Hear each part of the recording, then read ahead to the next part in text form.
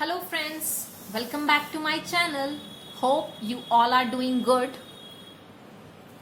आज हम लोग अपनी इंडियन इकोनॉमी के लेक्चर को कंटिन्यू रखेंगे और आज हम उस टॉपिक को फिनिश कर देंगे, Indian economy on the eve of independence. अगर आज का वीडियो आपको समझ में आता है, लेक्चर पसंद आता है, तो प्लीज वीडियो को लाइक और शेयर करना, चैनल को सब्सक्राइब करना और बेल आइकन को जरूर प्रेस करना, जिससे आपको फ्यूचर में होने वाली नोटिफिकेशन जो है वो अपडेट होती रहे। तो without wasting our time let's get started. आज का हमारा टॉपिक है occupational structure on the eve of independence. अगर हम लोग ऑक्यूपेशनल स्ट्रक्चर की बात करते हैं तो इसका मतलब क्या होता है? What do you mean by the term occupational structure? This term means कि हमारी कंट्री की जो वर्किंग पॉपुलेशन है वो किस तरह से डिस्ट्रीब्यूटेड है अमंग द वेरियस सेक्टर्स। और आपको पता है कि हमारी कंट्री जो है वो बेसिकली 3 सेक्टर्स में डिवाइड होती है, प्राइमरी सेक्टर, सेकेंडरी सेक्टर और टर्शियरी सेक्टर। प्राइमरी सेक्टर में कौन सी एक्टिविटीज आती है? Agriculture and allied activities. Secondary में हमारी बेसिकली मैन्युफैक्चरिंग और इंडस्ट्रियल सेक्टर, और टर्शियरी सेक्टर जो है हमारा सर्विस सेक्टर। तो जब हम बात करते हैं ऑक्यूपेशनल स्ट्रक्चर की, देन वी टॉक अबाउट कि हमारी कंट्री में जो एम्प्लॉयमेंट गेन कर रहे हैं लोग, या जो जॉब कर रहे हैं, काम कर रहे हैं, किसी भी तरह से हमारी जीडीपी में कंट्रीब्यूशन कर रहे हैं, तो वो कौन कौन से सेक्टर्स से क्या कर रहे हैं, अपनी लाइवलीहुड को अर्न कर रहे हैं। It refers to the distribution of working population across primary, secondary and the tertiary sector of economy, right? कि हमारी इकोनॉमी में प्राइमरी, सेकेंडरी और टर्शियरी सेक्टर में किस तरह से हमारी वर्किंग पॉपुलेशन डिवाइडेड है। अगर हम बात करते हैं on the eve of independence, तो इंडियन इकोनॉमी जो थी वो कैसी थी? प्राइमरी सेक्टर में 72.7% लोग इंडल्ज थे, secondary sector 10% and tertiary sector 17%। आप इमेजिन कर सकते हो, जैसे बोला जाता है ना, इंडियन इकोनॉमी जो है that was an agrarian economy. ऐसा क्यों बोला जाता है? क्योंकि हमारे यहाँ के ज्यादातर पॉपुलेशन क्या है, वो प्राइमरी सेक्टर के ऊपर डिपेंडेंट है। मींस दीज पीपल या we people, we are dependent for our livelihood, या we are getting our livelihood from the agriculture and its allied activities. और जैसे जैसे एक कंट्री जो है वो डेवलप करती है, वैसे वैसे क्या होता है, प्राइमरी सेक्टर का कंट्रीब्यूशन जो है वो कम होता जाता है, सेकेंडरी और टर्शियरी सेक्टर का जो कंट्रीब्यूशन है वो इंक्रीज होता जाता है। और हमारी कंट्री में हुआ है ऐसा, लेकिन आज भी क्या है, अराउंड 46% जो पॉपुलेशन है वो एग्रीकल्चर सेक्टर के ऊपर डिपेंडेंट है फॉर देयर लाइवलीहुड। तो अब हम इसको थोड़ा सा एनालाइज करते हैं। Agriculture sector that was the principal source of occupation during the British period. अब देखो, हमारी कंट्री जो है, जब हम इंडिपेंडेंट हुए तो इंडिया की अराउंड 72% पॉपुलेशन क्या थी, वो एग्रीकल्चर के ऊपर बेस्ड थी। लेकिन यही अगर हम इसको दूसरी कंट्रीज के साथ कंपेयर करते हैं तो उनकी इकोनॉमी एग्रीकल्चर के ऊपर कितना डिपेंडेंट है? जैसे इंग्लैंड है only 2%, America also 2%, Japan only 12%। तो आप देखो कि इंडिया जो है वो आज भी एग्रीकल्चर के ऊपर कितना ज्यादा डिपेंडेंट है।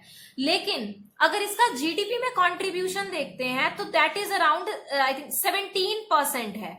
तो आप इमेजिन कर सकते हो, इतने सारे लोग यहाँ पर जॉब कर रहे हैं या यहाँ पर डिपेंडेंट हैं काम के लिए, लेकिन उनका जीडीपी में कंट्रीब्यूशन इतना कम।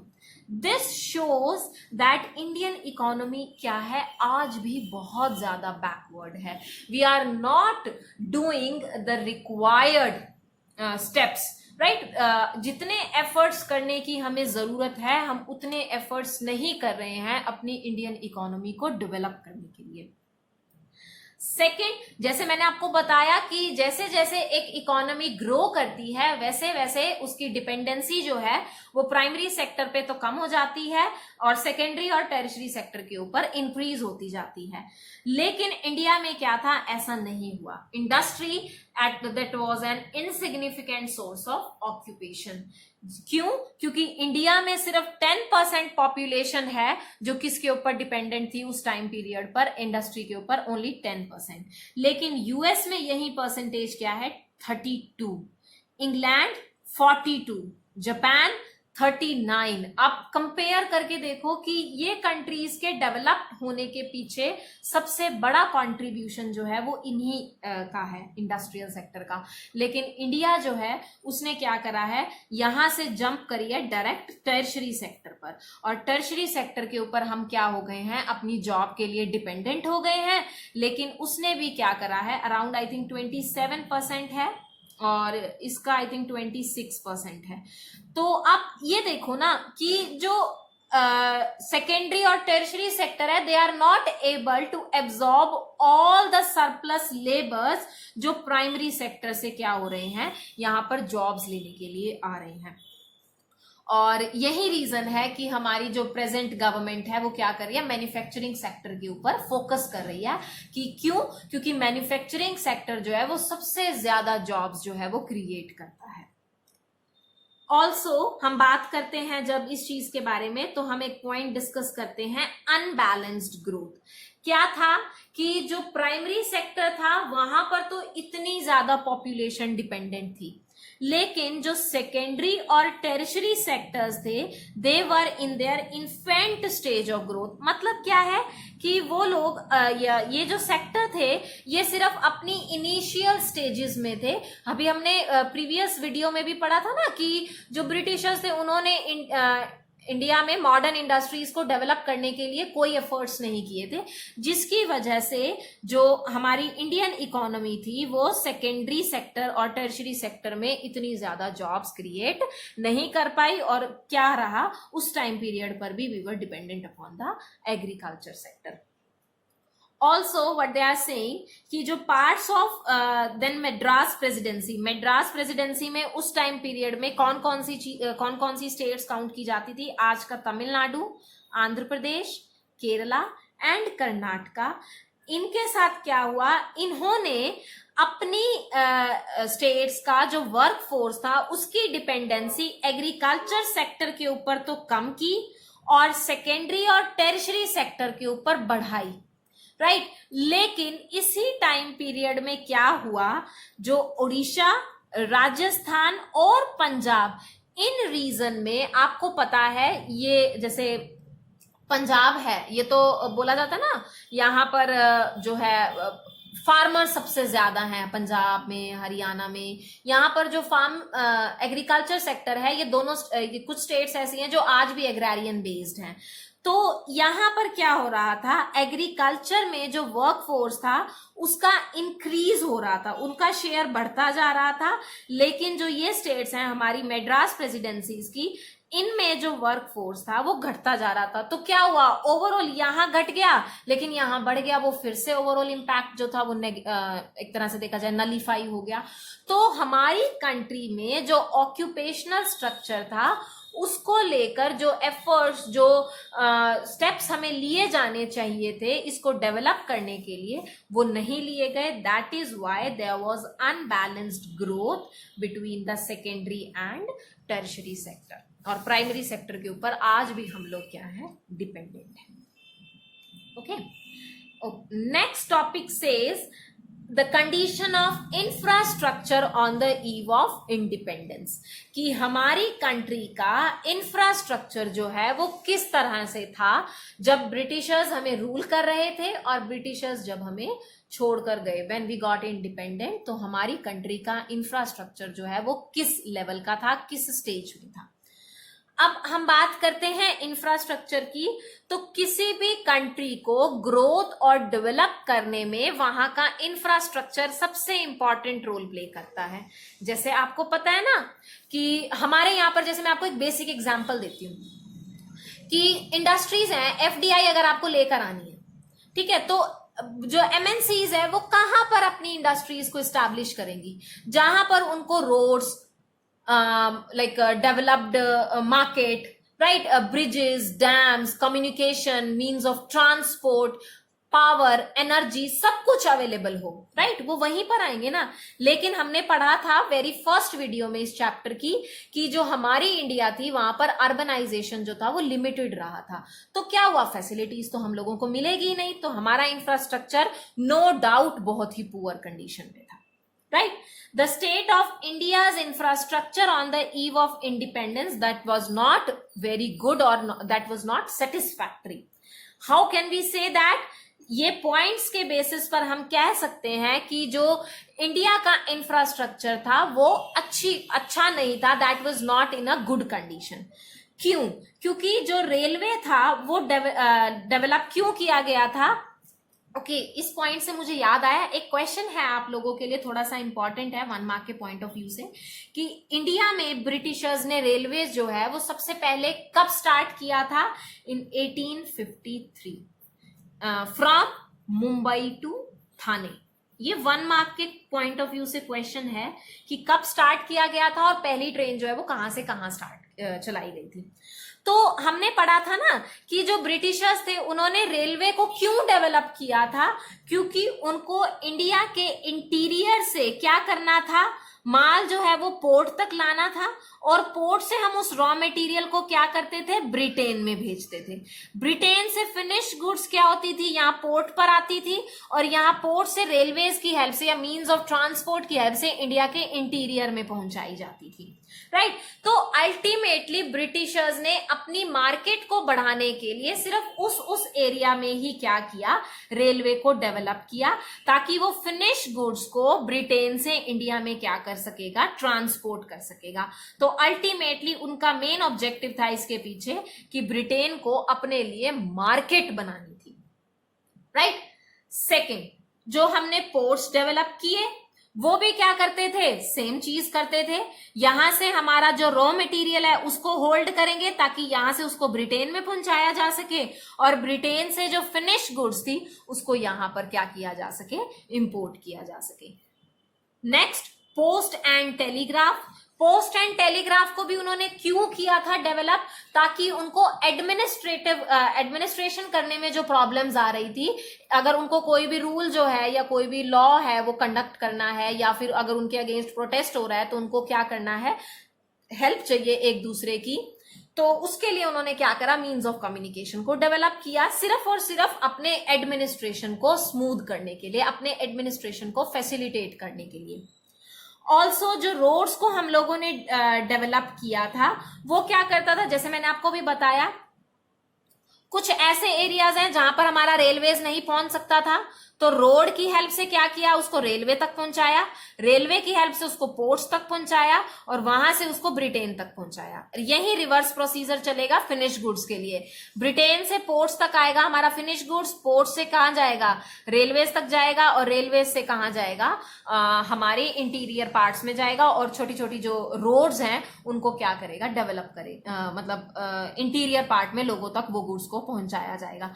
तो ठीक है, ब्रिटेन ने या ब्रिटिशर्स ने हमारी कंट्री के लिए इंफ्रास्ट्रक्चर को डेवलप किया, नो डाउट, लेकिन उन्होंने सिर्फ उस एरिया को डेवलप किया या उन चीजों को डेवलप किया जिनकी उनको नीड थी, और सिर्फ उतने लिमिटेड स्केल तक डेवलप किया जो उनके काम को क्या कर सके, फर्दर फैसिलिटेट कर सके, right? So the major motive behind this change was not growth and development of Indian economy, right? India को ग्रो या डेवलप करना उनका इसके पीछे कोई मेजर मोटिव नहीं था, उनका मेजर मोटिव था सिर्फ और सिर्फ ब्रिटिश इकोनॉमी को डेवलप करना। क्योंकि हम पहले भी इस चीज के बारे में पढ़ चुके हैं, क्यों, क्योंकि उस टाइम पे ब्रिटेन में चल रहा था इंडस्ट्रियलाइजेशन, उनके लिए उनको चाहिए था रॉ मटेरियल जो उनको इंडिया से मिल रहा था, उनको अपने फिनिश गुड्स के लिए एक मार्केट चाहिए थी जो उनको इंडिया में दिखाई दे रही थी। इन दोनों चीजों के लिए उन्होंने क्या किया, इंडिया में ये जो इंफ्रास्ट्रक्चर है वो डेवलप किया, हमारे को एक्सप्लॉइट किया उनकी पर्सनल नीड्स को सेटिस्फाई करने के लिए। ओके, तो ठीक है, जो ब्रिटेन है उन्होंने हमारे लिए इंफ्रास्ट्रक्चर को डेवलप किया, लेकिन अपनी पर्सनल नीड के लिए। The last question of this chapter says कि जो रेलवे इन्होंने डेवलप किया उसका हमारी कंट्री में पॉजिटिव और नेगेटिव दोनों इंपैक्ट देखने को मिला। आपको क्या करना है, वही इंपैक्ट हमको क्या करना है, बताना है। क्या कहते हैं पॉजिटिव इंपैक्ट में? देखो, रेलवे है, वैसे तो हम ये चीज डिस्कस कर चुके हैं, इसीलिए मैं आपको ज्यादा डिटेल में नहीं बताऊंगी, लेकिन फिर भी अगर आपको कोई प्रॉब्लम होती है तो आप मुझसे पूछ सकते हो। रेलवेज ने क्या करा, डोमेस्टिक मार्केट को एक्सपैंड कर दिया। हमारी कंट्रीज का जो माल है, लाइक जो प्राइमरी गुड्स थी, वो क्या होने लग गई, ब्रिटेन में जाने लगी। मतलब हमारा मार्केट बढ़ गया रेलवे की वजह से ही, क्योंकि अगर रेलवे नहीं होता तो ब्रिटेन के लिए इंटीरियर पार्ट से ब्रिटेन में रॉ मटेरियल लेकर जाना और वहां से फिनिश गुड्स को इंडिया के इंटीरियर पार्ट्स में सेल करना इतना आसान नहीं होता, राइट। तो हमारे इंडिया का इंपोर्ट और एक्सपोर्ट दोनों बढ़ गए, किसकी वजह से, रेलवे की वजह से। सेकेंड, एग्रीकल्चर का कमर्शियलाइजेशन हुआ, राइट। जो ब्रिटिशर्स थे ना, उन्होंने इंडियन फार्मर्स का जो आउटलुक था टुवर्ड्स द एग्रीकल्चर वो चेंज किया। उन्होंने इंडियन जो फार्मर्स थे उनको सिखाया कि आपको कमर्शियली डिमांडेड गुड्स जो हैं उनको भी ग्रो करना चाहिए, राइट। जिसकी वजह से जो हमारे फार्मर्स थे उनको भी क्या हुआ, एक नई मार्केट जो थी वो मिली। Break geographical and cultural barriers, जैसे हमने पढ़ा कि अब रोड्स या रेलवे जो है वो डेवलप होने की वजह से अब एक जगह से दूसरी जगह जाना जो था वो बहुत आसान हो गया, तो हमारा ज्योग्राफिकल बैरियर जो था वो खत्म हो गया। सिमिलरली लोगों के साथ साथ उनका कल्चर भी हमारे यहाँ पर आने लगा, तो जो हमारा कल्चरल बैरियर था वो भी क्या हो गया, खत्म होने लग गया, राइट। जैसे अगर नॉर्थ इंडिया से आप साउथ इंडिया में जा रहे हो तो नॉर्थ इंडिया का कल्चर भी साउथ इंडिया में जाएगा, साउथ इंडिया से आप नॉर्थ ईस्ट इंडिया में जा रहे हो तो वहां का कल्चर भी जाएगा। लेकिन अगर ये ट्रांसपोर्ट या कम्युनिकेशन नहीं होता तो क्या लोगों का एक जगह से दूसरी जगह जाना या कल्चर का एक जगह से दूसरी जगह जाना इतना आसान हो सकता था? नहीं हो सकता था। ये रेलवेज की वजह से हुआ। नेक्स्ट, ब्रिटेन के टाइम में जो फेमाइन्स थे, जैसे हमने पढ़ा है ना कि मॉनसून के ऊपर हम डिपेंड होते थे, तो जिस साल मॉनसून अच्छा नहीं होगा हमारी कंट्री में प्रोडक्शन अच्छा नहीं होगा, और अगर प्रोडक्शन नहीं होगा तो क्या हो जाएगा, भूखमरी की सिचुएशन, राइट, स्टार्वेशन, फेमाइन्स, ये बहुत ज्यादा आया करते थे। तो क्या होता था, जब ट्रांसपोर्ट नहीं हुआ करता था, रेलवे नहीं होता था, रोड हमारा नहीं होता था, कम्युनिकेशन सिस्टम नहीं होता था, तो हम लोग जो है वो एक जगह से दूसरी जगह रेस्क्यू के लिए नहीं पहुंच पाते थे। तो वहां के लोग जो थे वो उसी बुरी कंडीशन में ही रहने के लिए कंपेल हो जाते थे। लेकिन जब रेलवे को डेवलप किया गया तो क्या हुआ, इन फेमाइन्स के टाइम में, फ्लड के टाइम में जो रेस्क्यू एंड रिलीफ ऑपरेशंस थे, वहां पर खाना पहुंचाना जो था वो कंपैरेटिवली इजियर हो गया था, जिसकी वजह से इन प्रॉब्लम को हम क्या कर पा रहे थे, कंट्रोल कर पा रहे थे, राइट। लेकिन इसके कुछ नेगेटिव इंपैक्ट भी हुए हमारे ऊपर। क्या थे नेगेटिव इंपैक्ट? अब देखो, रेलवे जो था, सिंस उसने हमारा इंपोर्ट और एक्सपोर्ट बढ़ा दिया, हमारे यहां से प्राइमरी गुड्स क्या होने लग गई, वहां पर जाने लग गई, और वहां से फिनिश गुड्स यहां पर आने लग गई। तो ब्रिटेन को हमारा एक्सप्लॉयटेशन करने के लिए एक नया तरीका मिल गया, उन्होंने हमारा एक्सप्लॉयटेशन करना और भी ज्यादा बढ़ा दिया। ऑल्सो कमर्शियलाइजेशन की वजह से क्या हो गया, अब हम सेल्फ कंजम्पशन की गुड्स को ग्रो नहीं करेंगे, जिसकी वजह से हमारी कंट्री में जो सेल्फ सफिशिएंसी थी वो क्या होने लग गई, कम होने लग गई। अब हम लोग अपनी बेसिक नीड्स के लिए, जो हमारी स्टेपल डाइट की चीजें हुआ करती थी, नेसेसरी आइटम्स हुआ करती थी, उसको भी हम लोग बाहर की कंट्रीज से और स्पेशली ब्रिटेन से इंपोर्ट करने लगे, right. Benefit of huge exports, जैसे हमने पढ़ा ना कि एक्सपोर्ट तो हमारी कंट्री से बढ़ा, लेकिन उसका जो एडवांटेज था वो इंडियन पीपल को तो मिला ही नहीं, उसका एडवांटेज अल्टीमेटली मिला किसको, ब्रिटेन को मिला। उन्होंने उसको, हमने प्रीवियस वीडियो में भी पढ़ा था, वॉर कंडक्ट करने के लिए, अपने एडमिनिस्ट्रेटिव खर्चों को पूरा करने के लिए यूज किया था। उस पैसे को उन्होंने इंडिया की ग्रोथ और डेवलपमेंट में तो खर्च किया ही नहीं था, right? So these were the negative of the development of railway in India. Okay, तो अब इस टॉपिक को वाइंड अप करते हुए लास्ट पॉइंट डिस्कस करते हैं, लास्ट क्वेश्चन डिस्कस करते हैं कि अभी तक तो हमने इतना कुछ नेगेटिव पढ़ा, राइट? लाइक ब्रिटेन की वजह से हमारा ऑक्यूपेशनल स्ट्रक्चर, हम आज भी एग्रीकल्चर के ऊपर डिपेंडेंट हैं, इंफ्रास्ट्रक्चर को डेवलप नहीं किया, एग्रीकल्चर सेक्टर को डेवलप नहीं किया, इंडस्ट्रीज को डेवलप नहीं किया। तो इतनी नेगेटिविटी के बाद क्या हमें उन्होंने कुछ पॉजिटिव भी दिया? यस, उन्होंने हमें पॉजिटिव चीजें भी दी, right? So the question says, was there any positive impact of British rule in India? तो इसका straight forward answer है yes, there were many positive impacts of the British rule in India.